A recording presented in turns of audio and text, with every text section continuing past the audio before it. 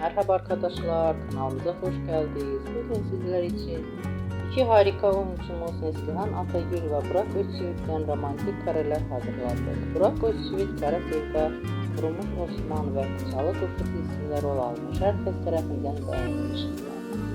Biz de sizler için onların güzel paylaşımlarını hazırladık. Bu videoların devamlı gelmesini istiyorsanız kanalımıza abone olup yorum yazmayı unutmayın.